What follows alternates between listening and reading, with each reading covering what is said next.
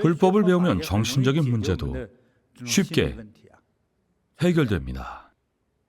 지금 가진 것들을 얻기가 얼마나 어려운지, 나보다 못한 삶을 사는 사람들이 얼마나 많은지, 내 남편보다 능력 없는 사람들이 얼마나 많은지, 내 아내보다 현명하지 못한 사람들이 얼마나 많은지, 우리 애보다 착하지 않은 아이들이 얼마나 많은지, 얼마나 많은 아이들이 장애를 갖고 살아가는지 이미 충분히 잘 알고 있습니다. 조금만 생각해보면 만족스럽고 감사를 드려야 할 일입니다. 누구에게 감사를 드려야 할지 모르겠다면 가족들에게 감사하세요. 동료들과 사장님에게 감사하고 오늘날 이렇게 좋은 사회 환경으로 복을 누릴 수 있게 된 것에 감사하세요. 그러면 심신이 안정되고 자제로워집니다. 옛날 불교의 큰 스님들이 안부를 물을 때 경안하십니까? 라고 한 이유도 이 때문입니다. 달마 대사님의 첫 번째 제자가 누구였죠? 해가였죠. 해가가 달마 대사를 찾아갔을 때 달마 대사는 숭산의 동굴에서 좌선 수행을 하고 계셨습니다. 해가는 눈이 펑펑 내리는 날 산을 올랐습니다. 그는 과거에 군인 출신이라 사람을 많이 죽였습니다. 전쟁이 빈번하던 시기 많은 사람을 죽였고 잘못한 일들을 떨치지 못해 마음이 항상 불안했습니다. 죽여서는 안 될 사람도 죽였습니다. 아무 죄도 짓지 않은 여인을 죽였습니다. 적을 향해 활을 쐈는데 적이 피하는 바람에 뒤에 있던 아이가 활에 맞아 죽었습니다. 마음이 평온할 수 있겠습니까? 불안하겠죠. 달마 대사가 물었습니다. 무슨 일로 찾아왔느냐? 날도 추운데 왜 날 이렇게 불러내었느냐? 참선에 방해가 되는구나. 선사님, 제 마음 좀 평온하게 해주십시오. 달마 대사가 대답하길, 내 심장을 꺼내오너라. 내가 평온하게 만들어 주겠다. 심장이 어디 있는지 못 찾겠습니다. 당시 해부학을 배우지 못한 탓도 있고 차마 심장을 꺼내지 못하는 것일 수도 있지만 결국엔 자신의 불안하고 초조한 마음이 어디 있는지 못 찾겠다는 말이었습니다. 달마 대사가 말했습니다. 못 찾는 것이 아니라 내가 이미 평온하게 만들어 주어 그렇다.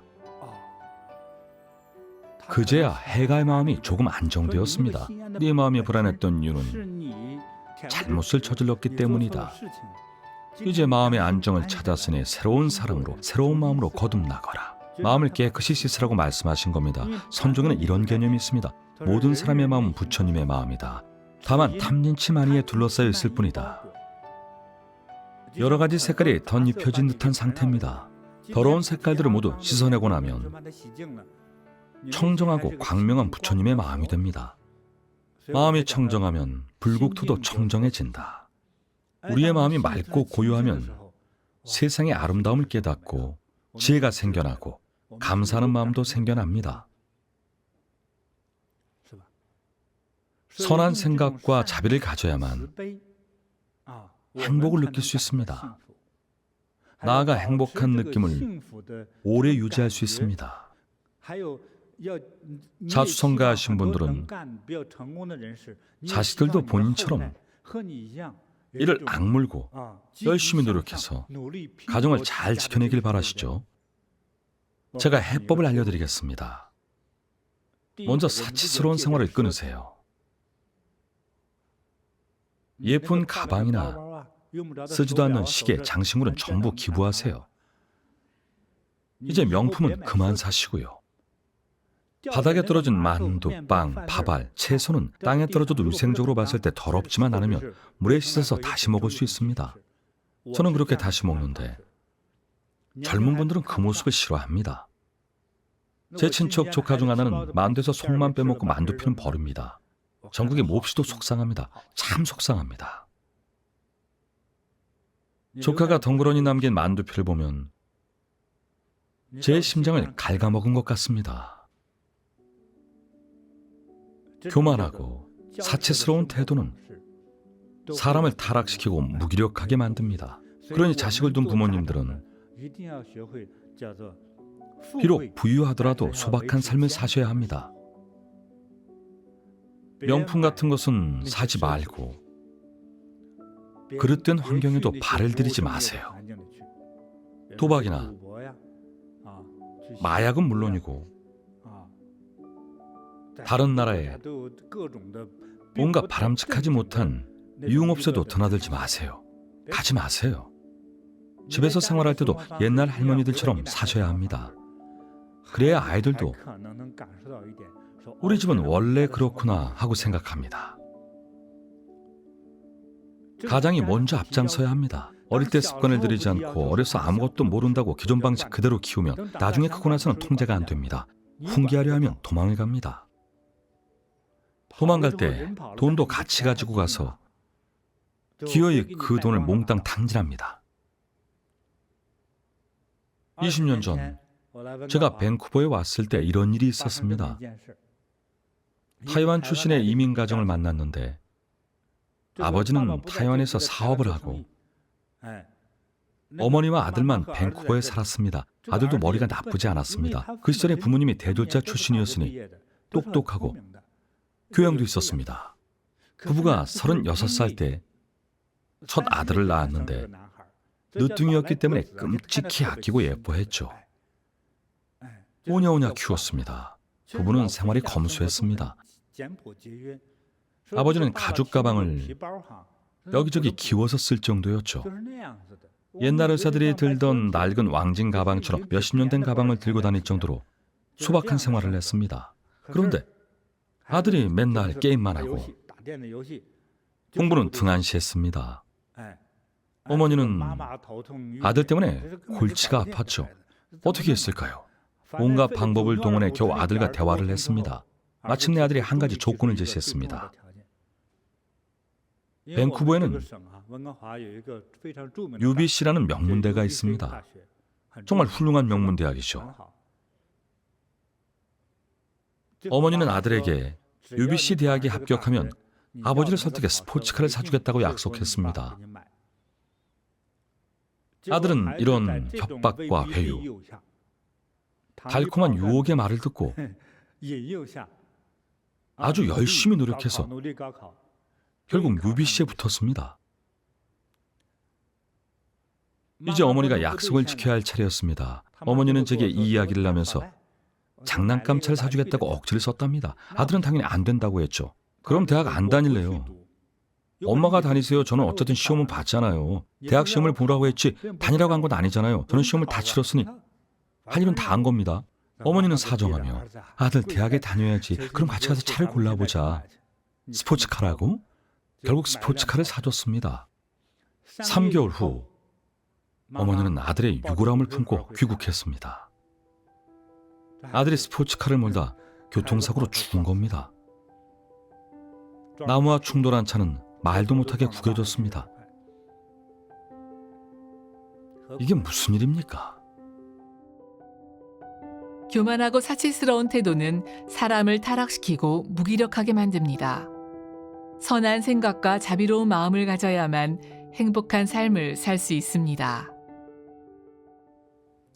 어떻게 하면 부와 여러 좋은 것들을 자식들에게 물려줄 수 있을까요? 큰 투자가 필요합니다. 이 투자란 부모로서 사치스러운 행동을 참고 쓸데없는 잔소리도 덜하고 안 하는 게 좋습니다. 도덕적이고 선한 말들만 하세요. 부모의 이런 올바른 행동이야말로 자식을 위한 가르침입니다.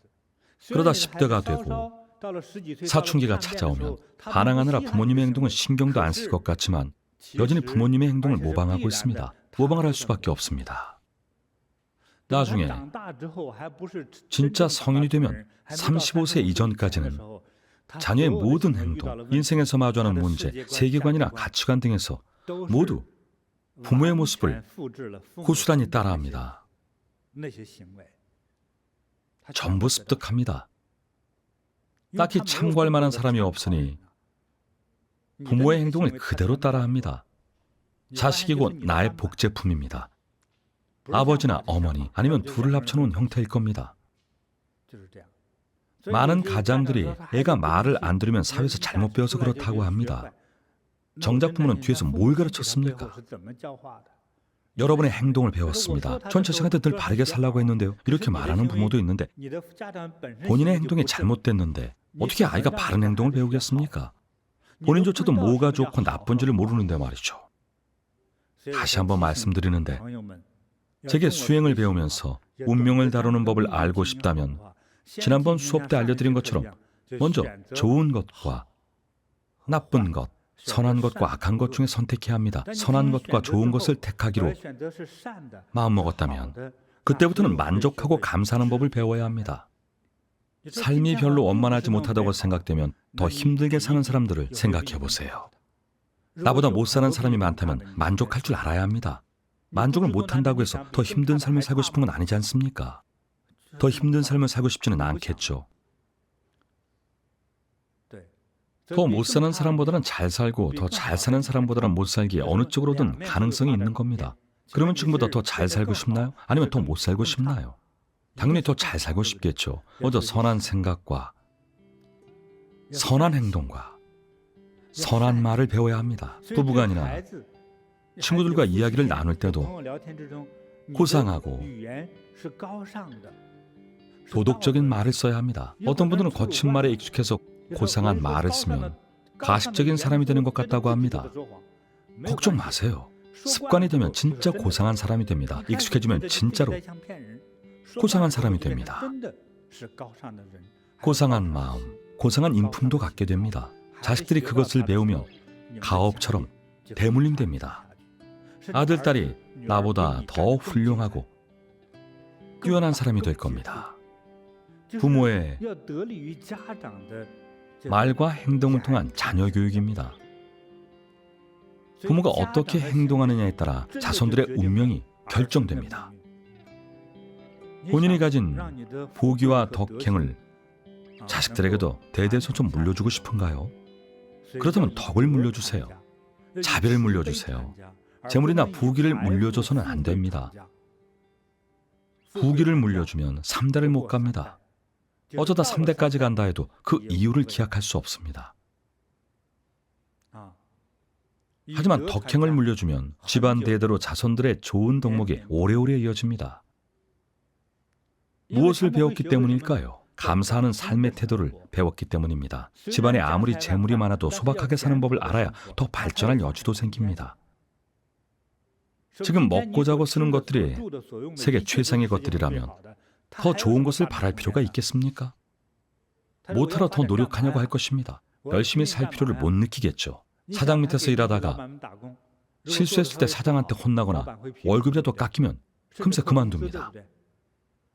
제가 만나본 부잣집 도련님 중에 1, 2년 회사를 다니다 때려치운 사람이 있습니다. 머리는 똑똑한데 곧잘 회사를 때려치웠죠. 그리고 어떤 행동을 했는지 아십니까? 방에 콕 틀어박혀 나오질 않았습니다.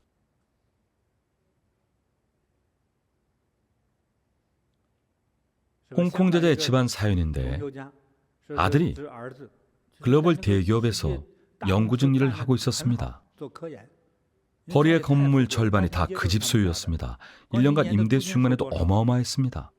그런데 아들은 방에 틀어박혀만 있었죠. 아들 때문에 어머니도 폭삭 늙었습니다. 정신과 의사에 용암 무당에 굿도해봤습니다. 풍수학자한테 조언도 구해봤지만 소용이 없었습니다. 아들은 어떤 말에도 꿈쩍 않고 도무지 그 속을 알 수가 없었습니다. 방에서 나오질 않을 뿐 귀신이 들린 것도 아니었습니다. 왜 그랬을까요? 업력이 몸을 태운 겁니다. 집안의 찻잔을 다 금으로 두른 집안이었습니다. 이렇게 부잣집인데 아들이 일을 할 필요가 있었을까요? 연구소에서 팀장으로 일하면서 조금만 일이 마음에 안 들거나 사장이 조금만 뭐라고 해도 회사를 그만뒀습니다. 그만둔 건 그렇다 쳐도 방에 틀어박혀 나오질 않았죠. 2년이 지나서야 조금 마음을 열었습니다. 어머니는 온갖 회유와 협박 끝에 미인계를 썼습니다. 아들이 마지못해 데려와 보라고 했습니다. 집에 돈이 너무 많아서 데려온 여자들만 38명이 됐습니다. 아들아 골라보렴. 네가 보러 나가신 네 여자란다. 참. 집에 그렇게 돈이 많은데도 걱정이 많은 날이 없었습니다. 어머니가 제게 물으셨습니다. 우리 아들이 귀신이 홀린 걸까요? 부자 귀신에게 단단히 홀린 거네. 어머니가 이해를 못 하시더군요. 재물신도 해로운 귀신인가요? 재물신이야말로 진짜 해로운 귀신이네. 마음이 바르지 못한 사람에게 재물신은 해롭습니다. 재물이 도리어 온 가족을 해칩니다. 덕행과 수양이 있는 사람은 재물을 통제할 수 있지만 덕행이 없다면 재물에 의해 운명이 휘둘립니다. 언제든 재물 때문에 망가지고 고통받을 수 있습니다. 누구나 부러워하는 부자 집안인데 왜 그렇게 고통을 받을까요? 여러분들이 생각지도 못한 이런 고통스러운 일들이 생겨납니다. 싱가포르의 한 수행자에게 귀한 아들이 하나 있었는데 비슷한 상황이었습니다. 머리가 굉장히 똑똑했는데요. 미국에서 유명한 학교를 다니며 첨단 기술을 연구하는 최고의 인재였습니다. 미국 국립과학원에서 붙잡고 싶어 할 정도였죠. 하지만 조금만 스트레스를 받으며 집에서 나오지 않았습니다. 집안이 엄청난 재벌까지는 아니었지만 어느 정도 잘 사는 집안이었습니다. 힘들 때 쉴 수 있는 곳이 있으니 집에만 오면 방에 틀어박혀 나오질 않았습니다. 예전 수업 때도 이분 얘기를 한 것 같네요. 1년을 틀어박힌 적도 있었습니다. 어머니가 하다못해 저를 찾아와 아들의 상황을 설명했습니다. 방 안에서 인터넷을 하나 합니다. 결제도 하고, 네, 누구 돈으로 결제하나? 제 돈으로요. 어떻게 결제를 하나? 제 신용카드로 인터넷에서 닥치는 대로 물건을 사들이더라고요. 나중에 제가 방법을 써서 아들을 방에서 나오게 했고 그 뒤로는 성실하게 살고 있습니다. 일도 다시 시작하고 군대도 가고 아이들 공부도 도와줬습니다. 머리가 비상해서 습득 속도가 빨랐습니다. 무슨 몹쓸병에 걸렸던 걸까요? 몹쓸병이라고 해서 귀신에 들린 것이 아닙니다. 재물신이 문제를 일으킨 겁니다. 집안은 어느 정도 잘 사는데 집안 어른들의 의지가 확고하지 못해 아이의 마음이 흐려지고 무너졌던 겁니다. 불성실한 아이가 될 수밖에 없었죠. 자식을 둔 부모들이라면 지금이라도 반드시 자비와 정념을 배워야 합니다. 바른 마음, 바른 생각, 바른 행동, 그 중에서도 우리 어머님들은 집에서 하는 말도 꼭 조심하셨으면 합니다. 나쁜 말을 삼가고, 비방하는 말을 삼가고, 공격하는 말을 삼가고, 비꼬는 말을 삼가고, 깎아내리는 말을 삼가세요. 대신 염불을 많이 하고, 칭찬도 많이 하고, 많이 격려하고, 많이 배려하고, 더 많이 헌신하세요. 지금 다른 사람이 아니라 내 가족한테 그러라는 겁니다. 그래야 집안 분위기가 좋아집니다. 자비로운 마음이 화목한 가정으로 나타납니다.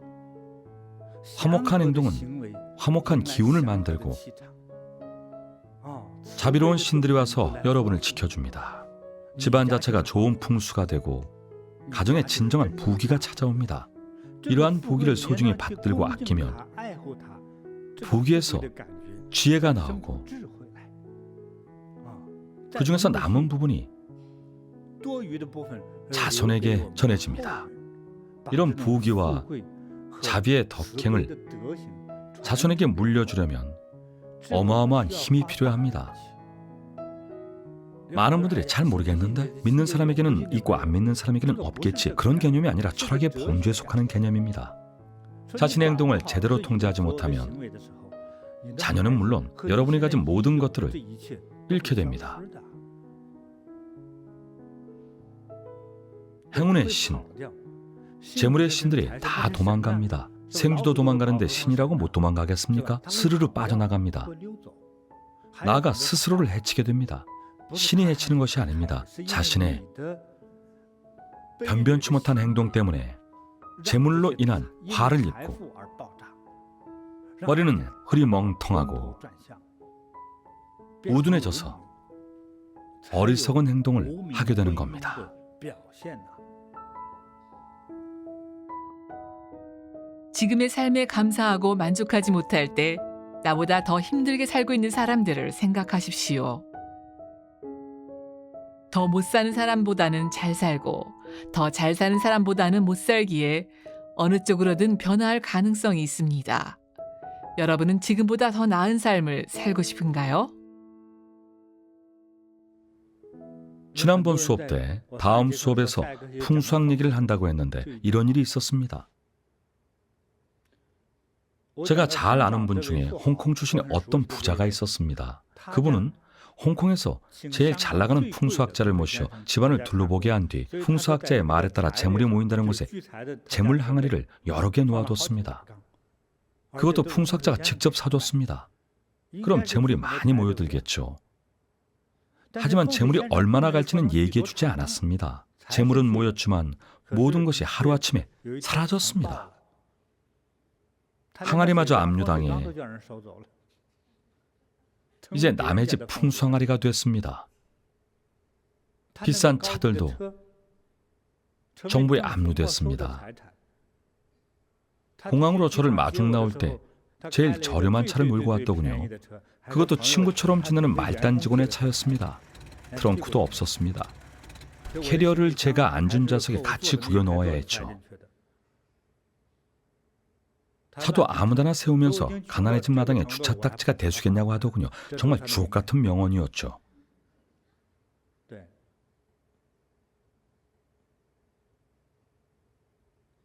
자비심이야말로 가장 좋은 행운이고 가장 좋은 풍수입니다.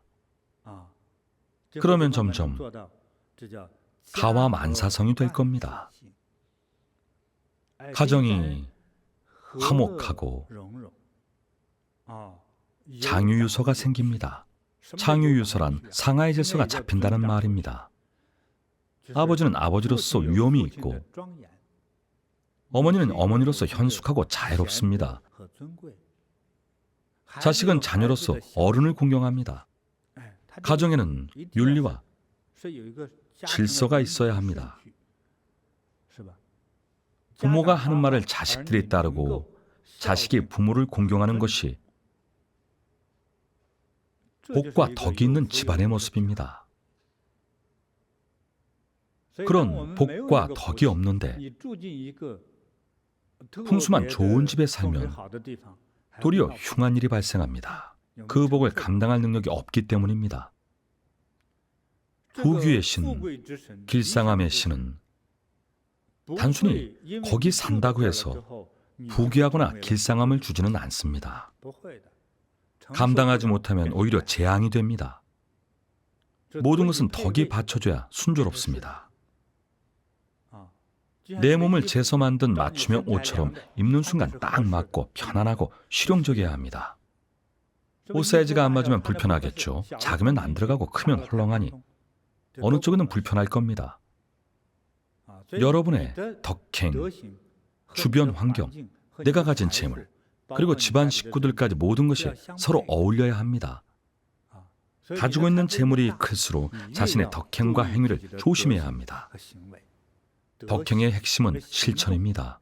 진정으로 덕행을 갖춘 사람이 되려면 잘 표현할 줄도 알아야 합니다. 덕행의 행은 행동하라는 뜻입니다. 이 부분을 꼭 유념하세요. 더 많이 칭찬하고 더 인자해지면 매일 온 가족에게 따스한 자비의 햇볕이 내리쬐을 겁니다. 제가 너무 수다를 늘어놓은 것 같네요. 좋습니다. 이제 정리를 해보겠습니다. 그냥 아무렇게나 정리를 하겠습니다. 들뜨고 침착하지 못한 감정이 일어나는 까닭은 불에 태워지기 때문입니다. 불구덩이에서 태워지기 때문입니다. 물건을 훔치는 인생은 마음이 가난하기 때문입니다. 의미 없이 낭비를 하는 인생은 복을 낭비하는 것입니다. 화면에 띄워주세요. 새로운 창조를 위한 인생은 의미 없는 낭비가 아닙니다.